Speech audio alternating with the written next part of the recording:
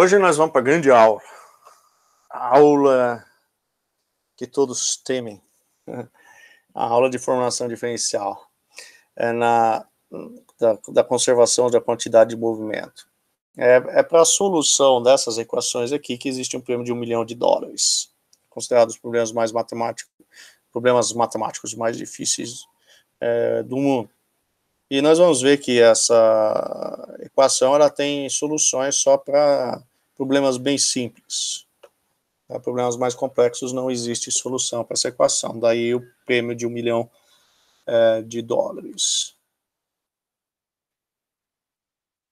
Vamos lá. Conservação de quantidade de movimento, nós já vimos que o somatório de forças, quando nós desenvolvemos lá a lei de Newton, nós vimos que força é igual a derivada da massa vezes velocidade, que é a quantidade de movimento, em relação ao tempo. Então, força seria a descarga de quantidade de movimento. O somatório de forças é igual a descarga de quantidade de movimento, que é igual a massa vezes aceleração. Massa vezes aceleração. E massa é o quê? Massa é a massa específica vezes o volume do nosso elemento, que é dx, dy, dz. Lembre-se que nós estamos trabalhando na formação diferencial com elementos infinitesimais. Então, o volume é simplesmente multiplicar as dimensões em x, y, z, dx, dy, dz. Então, massa específica vezes o volume. E aqui nós temos, então, massa, vezes a aceleração. A aceleração é o quê? Derivada do vetor velocidade em relação ao tempo. Então, a conservação de quantidade de movimento é simplesmente a segunda lei de Newton. Segunda lei de Newton, somatório de forças, que é igual a descarga de quantidade de movimento, somatório de forças, que atuam sobre um elemento aqui infinitesimal, é igual a massa, que é a massa específica vezes dx, dy, dz, vezes a aceleração, que é a derivada do vetor velocidade em relação ao tempo. A aceleração, nós vimos em cinemática dos fluidos, nós vimos lá que a aceleração, da forma que nós queremos brincar aqui, né, na investigação de fluidos, ela é igual a velocidade na direção x, vezes a derivada do vetor velocidade em relação a x, mais a velocidade v, vezes a derivada do vetor velocidade em relação a y, mais a velocidade em z, mais vezes a derivada do vetor velocidade em relação a z, mais a derivada do vetor velocidade em relação ao tempo. Então, onde nós temos dv dt aqui, na verdade, nós temos isso aqui. Essa equação ficou um pouco maior. Nós temos, então, que está plenamente definido aqui o lado direito da equação, mas nós temos que definir o que está do lado esquerdo aqui, a somatória de forças. Quais são as forças que nós estamos interessados? São dois tipos de força de corpo e forças superficiais. A primeira força que nós estamos interessados é a força de corpo. A força de corpo é aquela força que, como o próprio nome diz, atua sobre todo o corpo, sobre todo o elemento. Por exemplo, a gravidade. A gravidade atua sobre todo esse elemento infinitesimal. Qualquer pontinho que você pegar aqui, está atuando a gravidade. Então, essa força de corpo. E também nós temos as forças superficiais. As forças superficiais são, como o próprio nome diz, elas atuam na superfície dos elementos. Então, aqui nós temos as tensões tangenciais e as tensões normais. Então, é o somatório dessas forças aí, da força da gravidade, das tensões tangenciais e normais, que vai aparecer aqui nesse somatório de forças aqui. Nós não vamos desenvolver nessa aula. Você pode pegar qualquer livro de mecânica dos fluidos e lá tem o desenvolvimento passo a passo. É bem complexo, não é fácil de entender e usualmente esse desenvolvimento é dado em programas de pós-graduação. Tá? Mas nós simplesmente vamos pular agora para a solução disso. São equações bonitas e grandes, equações diferenciais. São essas aqui. Lembre-se que aqui nós temos vetores, né? Então, nós temos que trabalhar com a notação vetorial. Né? Nós vamos ter componentes em x, y e z. Beleza, então, do lado esquerdo aqui dessas equações aqui, tanto no bloco azul, vermelho ou verde, nós temos o somatório de forças.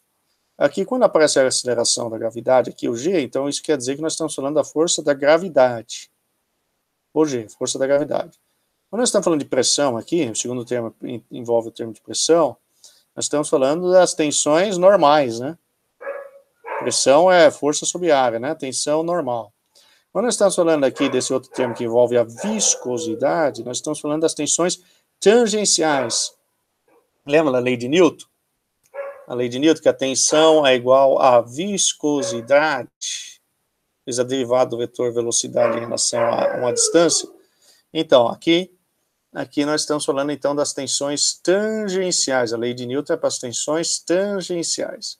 Então, nós temos três partes aqui. Nós temos a gravidade, nós temos as tensões tangenciais, aliás, tensões normais, a pressão, e as tensões tangenciais aqui com a viscosidade.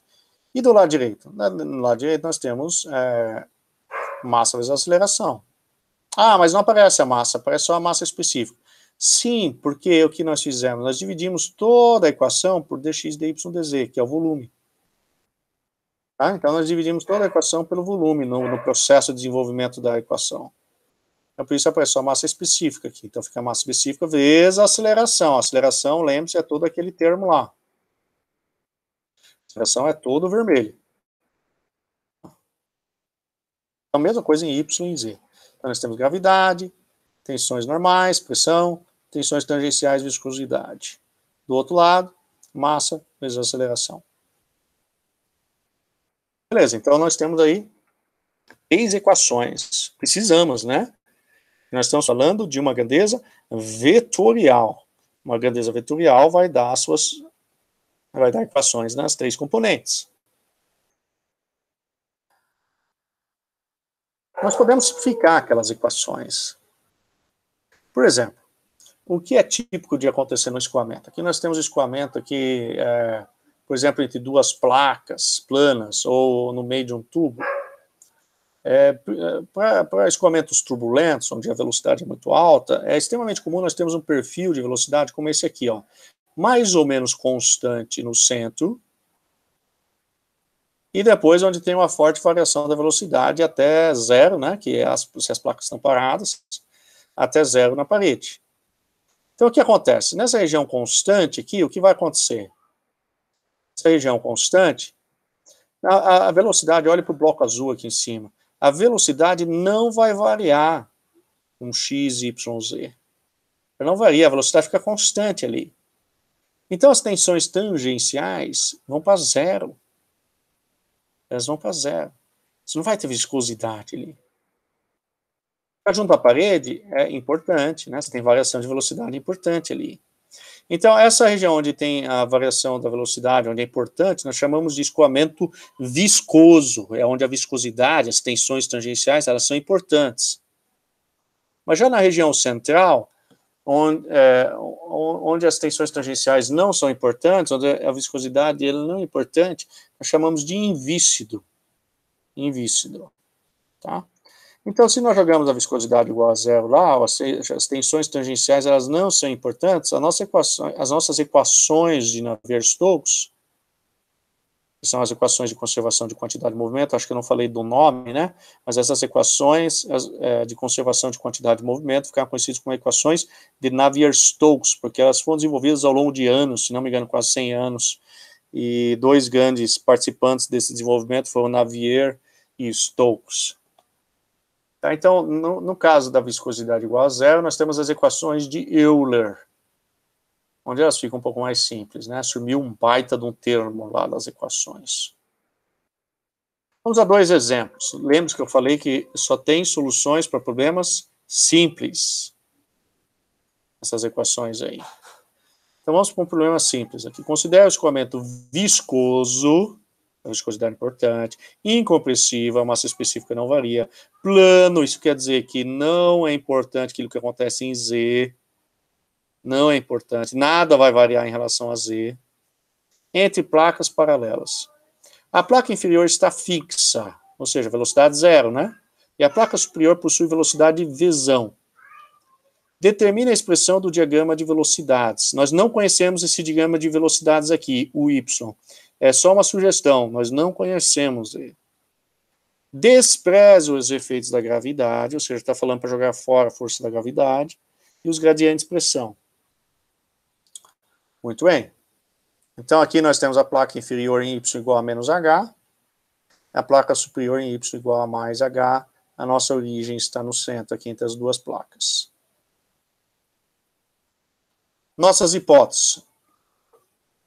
A nossa hipótese é que v igual a w igual a zero, não tem velocidade em y e z, todas as derivadas em relação a z são iguais a zero, isso foi dito pelo problema, escoamento é permanente, escoamento é incompressível, um gradiente de pressão desprezível, e a gravidade é desprezível também.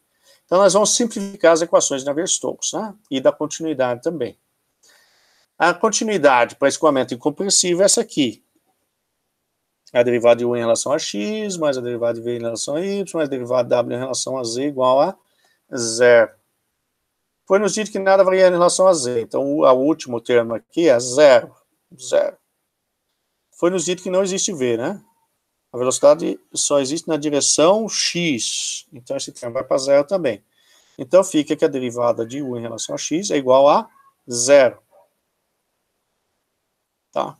Então, se você for integrar isso, você vai descobrir o quê? Que u é uma função somente do y.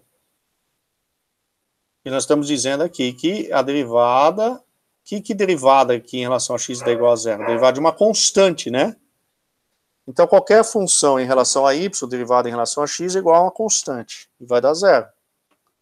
Então, u é somente uma função de y. Só varia com y, com a distância entre as placas. Não vai variar com x. Esse é um resultado importante. U é uma função de y. Vamos pegar Navier-Stokes agora na direção x. Está aqui Navier-Stokes. Simplesmente copiamos para cá. Vamos analisar termo por termo e vemos se nós podemos cancelar os termos. Tem gravidade? Não, foi dito que é para desprezar a gravidade. Então, esse termo, o primeiro termo vai para zero. Tem gradiente de pressão? Não, foi dito para desprezarmos todos os gradientes de pressão. Então, esse aqui vai para zero. Muito bem. Tem variação de u em relação a x? Não. Nós acabamos de descobrir que u varia só com y. Então, não tem. Zero. Tem variação de u em relação a y? Tem. Opa.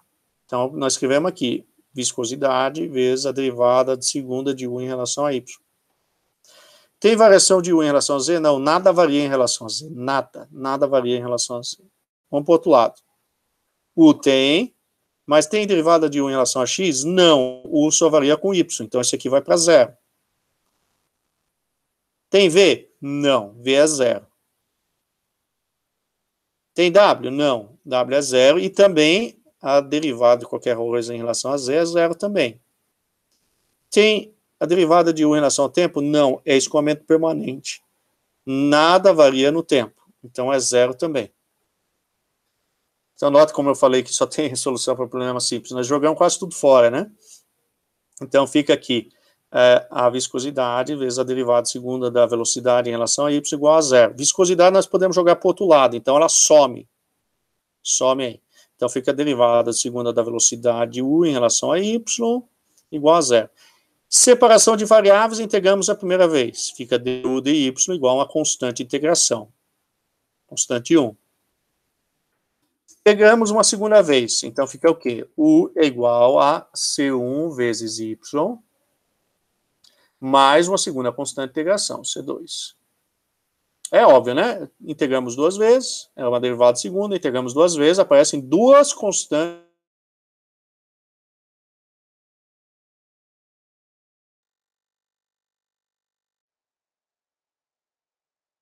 igual a menos h, velocidade igual a u é igual a zero. Para y igual a mais h, nós estamos lá em cima agora, na placa superior, u é igual a v. Então, se você substituir essas duas condições de contorno nessa equação de Navier-Stokes aqui em vermelho, você vai obter o seguinte resultado. U é igual a v sobre 2h, que é a constante 1, vezes y, mais v sobre 2, que é a segunda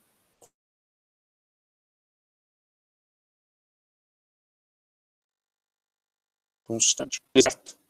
Se pelo menos atende as condições de contorno, substitui y igual a menos h aqui. Fica menos h, né? Dividido por h, fica menos v sobre 2, mais v sobre 2, zero. Tá certo, né? A velocidade aqui embaixo é zero, né? Substitui y igual a h, que é lá em cima. Então fica h sobre h, fica v sobre 2, mais v sobre 2, que é igual a v. Tá certo, né? A velocidade lá em cima. Uma segunda coisa que nós podemos observar é que é a equação de uma reta, né? É a variação linear de velocidade.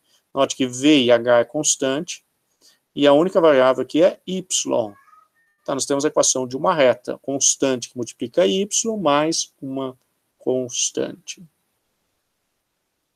Então, aqui está a questão da formulação diferencial da conservação de quantidade de movimento. O que ela está dando? Ela está dando a velocidade em cada ponto.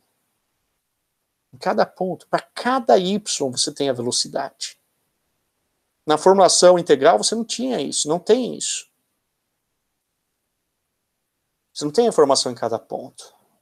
Então aqui é dada a informação em cada ponto. E no tempo também, nesse caso não varia no tempo, mas no tempo também. Vamos a um exemplo um pouco mais complexo. Considere o escoamento viscoso, viscosidade importante, incompressível, massa específica não é importante, plano, não tem derivados em relação a z, nada varia em relação a z, pressão não varia em z, velocidade não varia em z, nada varia em z, entre placas paralelas. As placas estão estacionárias. Determine a expressão do diagrama de velocidade. Você quer saber a velocidade, como a velocidade varia no interior dessas placas. Despreze os efeitos da gravidade. Muito bem, então tem uma placa aqui embaixo, uma placa lá em cima, velocidade zero nas duas, né? E vai ter o desenvolvimento da velocidade aí. Não sabemos qual que é, nós queremos descobrir. Vamos lá, então. Nós vamos assumir de novo que V e W é zero. Não tem velocidade em Y, não tem velocidade nessa direção, na vertical, e não tem velocidade saindo da sua tela aí. Não tem, W é igual a zero. Todas as derivadas em relação a Z são zero. Escoamento é permanente, escoamento é incompressível, e a gravidade é desprezível. Continuidade. Não tem V, some o segundo termo. Toda derivada em relação a Z é zero. E W é zero também. Então só sobra que a derivada de 1 em relação a x é igual a zero. Certo? Então nós temos a derivada de uma constante em relação a x. Essa constante ela é uma função de y. U pode variar com y. Não pode variar com z, porque todas as derivadas em relação a z são zero. Então U pode variar com y. Só com y. É uma informação muito importante. Vamos na Navier-Stokes na direção x. Tem gravidade? Não, falou para desprezar. Cai fora. Tem aqui o termo de gradiente de pressão? Tem. Vamos jogar. Nesse caso eu joguei aqui já do lado oposto, né? Do outro lado da igualdade. Tem U varia com x? Não, U só varia com y. Zero. U varia com y? Tem. Então jogamos aqui, né? Viscosidade vezes a derivada de segunda de U em relação a y. Nada varia com z, então esse termo aqui vai para zero. Não tem esse termo. Derivada de U em relação a x tem? Não. U não varia com x, só com y. Tem V? Não tem. Tem W? Não tem. Também não tem derivada de U em relação a z. Nada varia com z. Escoamento é permanente, então não varia, U não varia com o tempo. Então nós ficamos só com essa equação aqui. Beleza? Então agora nós temos que desenvolvê-los. Vamos pegar Navier-Stokes para a direção y. Gravidade tem? Não. Pressão? Está lá. Pressão. Tem V? Não tem. V não tem. Então vai ser zero aqui, zero aqui, zero aqui. Tem V? Não tem. Então vai ser zero aqui, zero, zero. W também não tem. Derivada de V também não tem. E derivada de V também não tem. Então o que nós estamos dizendo é que a pressão não varia em Y, né? Ela não varia em Y. Derivada da pressão em relação a Y é igual a zero. Vamos pegar para a direção Z. Assim, aqui talvez você pergunte, por que que no outro problema eu não usei as equações na direção Y e Z também? Por quê? Porque lá pediu para desprezar o gradiente de pressão também. Então ficaria o quê? Zero igual a zero. Tá? Então é por isso que nós não, no problema anterior, nós não escrevemos as equações de Navier-Stokes na direção Y e Z. Porque é zero igual a zero. Vamos para a direção Z. Tem gravidade? Não. Pressão? Está lá. Pressão. W não tem, então tudo que está em parênteses vai para zero. W não tem, então o primeiro termo vai para zero. V não tem. W não tem. W não tem. W em relação a Z também não tem, nada varia em Z. W também não tem W nem, e o escoamento é permanente, nada varia no tempo. Então a pressão também não varia em Z. E isso era meio óbvio, né? Porque nada varia em Z, né? Então, na verdade, aqui, desculpem, né? Me desculpe. Aqui, a derivada da pressão em relação a Z devia ser zero já também, né? Zero igual a zero.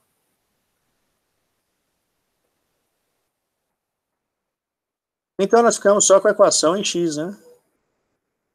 A pressão, ela não varia em Y, ela não varia em Z também. A pressão ela só varia em X. Então, nós só ficamos com essa equação aqui, ó. Beleza.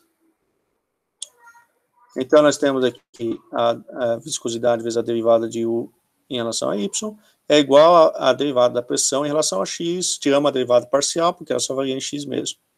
Isso tem que ser igual a uma constante. Por quê? Porque vem lá do cálculo, teoria da separação de variáveis. Se duas quantidades são iguais, e uma varia somente com Y, e a outra varia somente com X, então elas devem ser iguais a uma mesma constante. Dá uma olhada lá no cálculo.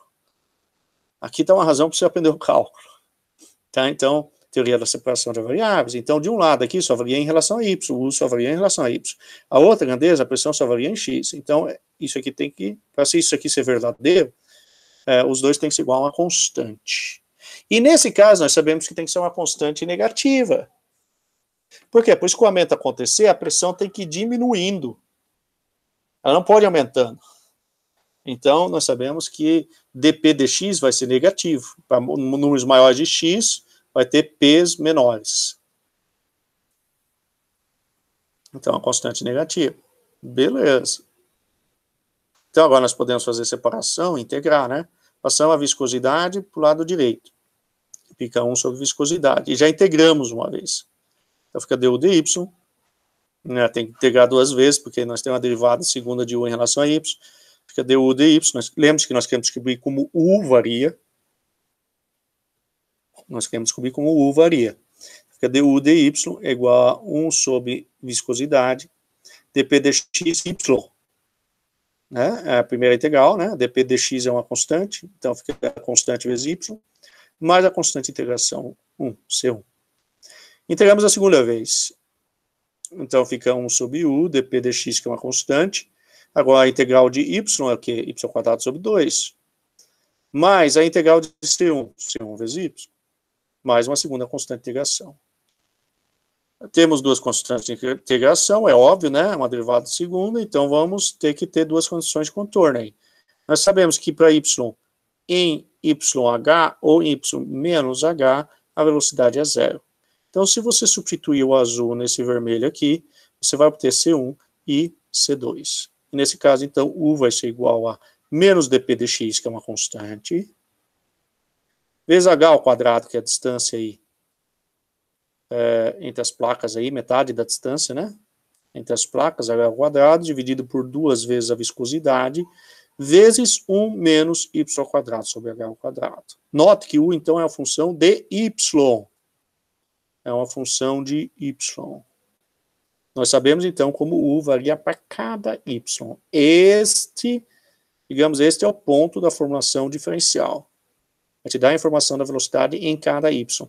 Não dá em x e em z e no tempo, porque não varia, nós descobrimos ao longo do processo que U não varia com x, não varia com z, isso nós sabemos desde o início, e não varia no tempo também, porque o escoamento é permanente. Tá? Então, essa é a equação da conservação de quantidade de movimento na formulação diferencial. As equações famosas, as equações de Navier-Stokes. Tudo de bom para vocês.